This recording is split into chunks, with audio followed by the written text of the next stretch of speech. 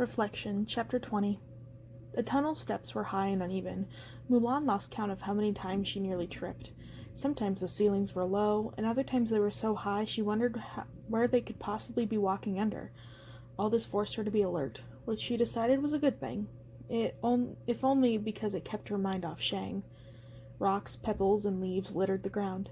She could see little else. The shadows here were dense, and the darkness was the excuse she gave herself every time she took a careless step. Deep down, she knew her heart was elsewhere. "We're almost there," the fox said. "Just a bit more." Mulan followed without a word. If she inhaled deeply enough, she caught a hint of ash in the wind, as if something burning far, far away. She remembered the blazing fires she'd seen in the chambers they'd passed with her ancestors, and wondered whether she'd be sent to one someday for lying about who she was. "If I am, it'd be worth it." Mulan clenched her fists. "Even if I could go back and change everything, I wouldn't. I'd still have gone to war for Baba." "Why so sad?" The fox's green eyes gleamed in the darkness. "You're so close to defeating King Yama and reaching the exit, yet you almost look like you'd rather stay here forever." Mulan snapped out of her thoughts. "You know about my deal with King Yama? The demons mentioned it when they were looking for you." The fox's pointy ears perked. "They mentioned a spirit, and a lion too. Why aren't you with them?" Instead of answering, Mulan pressed her palms against the tunnel's granite walls. The stone was even colder inside the tunnel. Touching it sent a shiver down her spine. "Because they found out who I really am," she said quietly. "They found out I've been lying to them." The fox stopped, swaying her tail. "But you've such an honest face, soldier. I can't believe that you would lie to your friends." "Looks are deceiving, then," Mulan said. Lai Wei had been right to doubt her. She wished she could see her ancestors now, and apologize to them, and at least tell them the truth. "I can see the wound is fresh," said the fox, "so I won't press you about it, but I might understand better than you think. We foxes have the reputation of being crafty. Even if we're telling the truth, we're called out for being liars." "That's not what happened," said Mulan. "Then?" She let go of the tension in her shoulders. "It's a long story." I know just what'll cheer you up." Before Mulan could ask what, the fox made a sharp turn left through a tight, winding passageway. The smell of flowers wafted to Mulan's nose, and she sniffed. "Isn't it glorious?" the fox said, her voice echoing down the tunnel as she ran ahead. "Through here. We're almost there." "Wait!" Mulan cried, running to catch up. "Wait! Is that the way out? Where did you—" Her breath caught in her throat as she emerged from the tunnel. "Go?" she whispered, finishing this question to herself. The fox was gone, but Mulan had arrived in a garden. Instinctively, she held back before taking another step. No, this wasn't Meng Po's garden. There were no rose bushes or tangerine and lemon trees, no wild grasses growing tall as her waist, no demons lurking beside the pond. This garden was peaceful and calm. Pink cherry blossoms and violet plum blossoms graced the sweeping trees. The petals fell like snowflakes, dancing and swirling until they touched the soft, verdant grass. There was something familiar about this place. Her eyes traveled down the flat stone steps. She knew this path, knew these stones. The third one from the bottom had a crack in the middle, from when she was 5, and the neighbors' boys convinced her there were worms on the other side of the stones. She'd hammered the stone in half, eager to catch a few worms to play with. There weren't any, of course, but her mother had helped her find some dragonflies by the pond instead, and they'd spent an afternoon counting them in the garden. Mulan smiled wistfully at the memory. This can't be the same garden. I'm in Dayu. Yet no painter could have recreated what she saw more convincingly. Every detail was as she remembered. At the bottom of the stone-cobbled path was a pond with rose-flushed lilies and a marble bench under the cherry tree. She used to play by the pond when she was a little girl, catching frogs and fireflies and wine jugs, and feeding the fish leftover rice husks and sesame seeds until her mother scolded her. And beyond the moon gate was... Mulan's hand jumped to her mouth. Home. That smell of home, of Baba's incense from the family temple, sharp with amber and cedar, of noodles and Grandmother Fa's special pork broth, of jasmine flowers that Mama used to scent her skin. Forgetting her doubts, Mulan dashed down the steps and through the moon gate, past the great stone dragon statue and a wooden fence to her family's home. She slid open the faded red door and called, "Mama? Baba? Nai-Nai?" No answer. The house was empty. Slowly, Mulan walked down the main hall. Her boots tapped against the cherrywood floor, which had been swept clean. Her grandmother did it every morning over her mother's protests and offers to help. "Sweeping away the bad luck gives me something to do," Grandmother Fa always responded. "And having something to do keeps me young." Mulan kept walking. Something inside her yearned to touch everything she saw, but she was afraid it would all vanish if she did. 4 scrolls hung in the east-facing wall, their edges slightly wrinkled with age. Her great-grandfather had spent years painting the scrolls. Each one portrayed a different season: spring, summer, autumn, and winter, in their family garden. Mulan stopped in front of the scroll of spring, studying her ancestors' confident brushstrokes and the delicate cherry blossoms forever captured in mid-bloom. Her fingers crept up, skimming the painting from the top of the trees to the bright yellow carp swimming in the pond. The garden outside still looked the same. She took a step back, her boot creaking against the wood floor. "This isn't real," she reminded herself. "This isn't real." Even if it wasn't, she felt some guilt about wearing her boots inside her family home. Dirt from her sole smudged the wooden floor panels, and she could almost hear her mother scolding her for wearing shoes inside the house. She started to head out, but she passed her room. It was the same as she left it. A pile of cushions by her bed for a little brother to sleep on, a stack of poetry and famous literature on her desk that she was supposed to study to become a model bride, and the lavender shawl and silk robe she'd worn the day before she left home. The jade comb Mulan had left in exchange for the conscription notice caught her eye. It now rested in front of her mirror. Mulan's gaze lingered in the comb, on its green teeth and the pearl-colored flower nestled in its shoulder. She wanted to hold it, to put it in her hair and show her family, to show everyone she was worthy. After all, her surname, Fa, meant flower. She needed to show them that she had bloomed to be worthy of her family name. But no one was there, and she didn't want to face her reflection. Who knew what it would show, especially in Dayu? "She isn't a boy," her mother had told her father once. "She shouldn't be riding horses and letting her hair loose. The neighbors will talk. She won't find a good husband." "Let her," Fa Zhu had consoled his wife. "When she leaves this household as a bride, she'll no longer be able to do those things." Mulan hadn't understood what he meant then.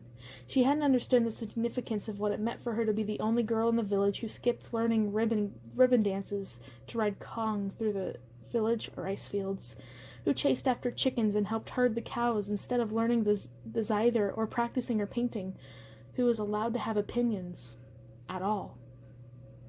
She'd taken the freedom of her childhood for granted. When she turned 14, everything changed. "I know this will be a hard change to make," Fa Li had told her, "but it's for your own good. Men want a girl who is quiet and demure, polite and poised, not someone who speaks out of turn and runs wild about the garden. A girl who can't make a good match won't bring honor to the family, and worse yet, she'll have nothing, not respect or money or her own or a home." She touched Mulan's cheek with a resigned sigh. "I don't want that fate for you, Mulan." Every morning for a year, her mother tied a rod of bamboo to Mulan's spine to remind her to stand straight, stuffed her mouth with permission seeds to remind her to speak softly, and helped Mulan practice wearing heeled shoes by tying ribbons to her feet and guiding her along the garden. Oh, how she wanted to please her mother and especially her father. She hadn't wanted to let them down, but maybe she hadn't tried hard enough. For despite Fa Li's careful preparation, she had failed the matchmaker's exam. The look of hopefulness in her father's face that day, the thought that she'd disappointed him, still haunted her. Then fate had taken its turn, and Mulan had thrown everything away to become a soldier, to learn how to punch and kick and hold a sword and shield, to shoot arrows and run and yell, to save her country, to bring honor home to her family. How much she wanted them to be proud of her. But when I go home, to my real home, will Mama and Baba forgive me for leaving, or will there be nothing but disappointment on Baba's face when he sees me? Heart heavy with emotion, she turned to go. As she passed a line of milky white paper windows in the hall, she looked through one and noticed a movement in the garden. Someone was sitting on the bench outside. Could it be her grandfather? From this distance, Mulan couldn't be sure. She hurried out of the house, her shoes tapping against the stone steps, sometimes 2 at a time, for the garden. Once she reached the moon gate, Mulan caught her breath and winced at the pain from her ankle. Then she looked up. On the marble bench was Meng Po, fanning herself with her fettered fan. A bushy, striped foxtail peeked out from under her skirt, and a pot of incense burned at her side. Mulan gasped. "It was you! You tricked me!" Meng Po opened her hands. "Sit with me, young Ping." "No." Mulan reached for her sword. "Put away your weapon," Meng Po said calmly. "I'm not here to hurt you." "I don't believe you. I know who you are." Mulan pointed, the blade at the cup of tea Meng Po cradled in her palm. "I know what's in that tea." "I was not lying when I told you my tea was a consolation," Meng Po intoned. "Most consider the tea of forgetfulness a gift. It is a blessing to forget the troubles of one's past." "Not to me." "Then strike me with your sword and be on your way. I will not fight you." A gust of wind blew, and a swirl of cherry blossoms brushed against the top of Mulan's head. Her anger melted. She squeezed the hilt. Try as she might, she couldn't fight Meng Po. The old woman was unarmed. "She doesn't need weapons. She's an enchantress." Still, Mulan couldn't do it. "Let me go," she said tiredly. "I need to find my She couldn't call them her friends anymore, not after what had happened. Not when they hated her. "I need to find Captain Li and his guardian." "They are safe," Meng Po said. "They're on their way to the gates." You sent your demons after them," Mulan retorted. "How can they be safe?" Meng Po reached for the pot of incense and set it on her lap. "Trust me." "I might as well trust a fox," said Mulan bitterly. "This is all an illusion." "And what's wrong with that?" Meng Po blew the incense smoke in Mulan's direction. "Isn't life but a dream?"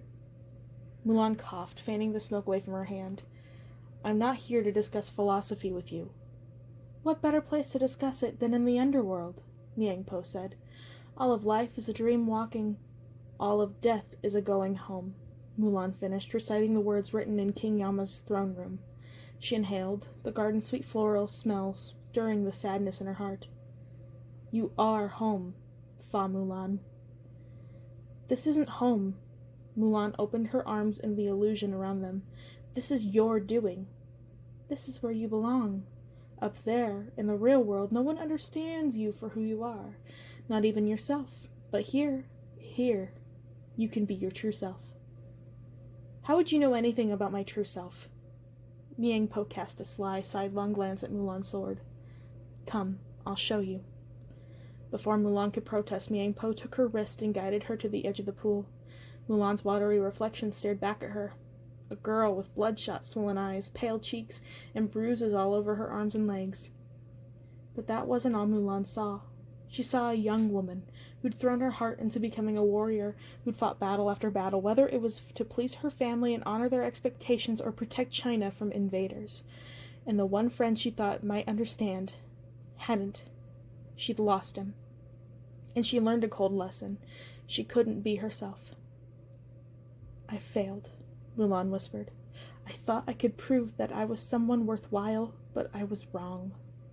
Meng Po knelt beside her. "I can change that child." In the old woman's hand was a white porcelain cup of tea. It rested between the lines of her palm, a tempest of steam swirling into the air. Mulan's instinct was to throw the tea in the pond, but the Lady of Forgetfulness's power was too strong. Wind carried the tea steam over to Mulan's nostrils. She held her breath, refusing to breathe it in.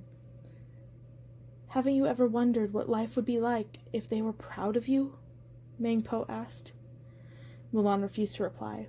She watched her reflection in the pond ripple. "I can give that to you. If you drink, everything will be much better." Mulan stiffened. Meng Po's offer was tempting, much as she didn't want to admit it. Against her better judgment, she leaned toward the Lady of Forgetfulness, accidentally inhaling the waft of the tea. The smell was overwhelming, and it calmed her immediately. Meng Po's eyes mesmerized her. "It was cruel of your friends to leave you, to not even try to understand. I understand, Fa Mulan." Mulan frowned at her. "How can you? You've never lived in the world above. You're the Lady of Forgetfulness." Wrinkles dimpled the old woman's cheeks as she laughed. "You say that as though I were a monster." "Not a monster," Mulan said, shaking her head. "But you're not human. You're a creature of Dayu." I wasn't always what you see here, Meng Po said. You're right. I have been here for a long, long time. It has changed me, no doubt, yet I still remember when I was once before. Regardless of my past, I sensed you carried a secret the moment I saw you. Even King Yama and your ancestors did not. I understand you better than you know. That's what the fox you said earlier. You were trying to trick me. Too many doubts cloud your mind, said Meng Po, ignoring the accusation. Her voice soothed Mulan, even as she tried to fight it. Too much fear and restlessness. You will never complete your journey if you continue like this. Drink to clear your doubts. Drink so you will have the strength to go home. Mulan's hands trembled as she took the cup of tea. She meant to throw it into the pond, but its weight was surprisingly heavy in her palm. The tea leaves churned inside the porcelain lips, spinning and spinning. Mulan held the cup far from her face, but she couldn't resist looking up at it. Her vision blurred. Then she looked up. She was no longer in the garden. She was home again. Except this time, she wasn't alone. Mulan, called her father.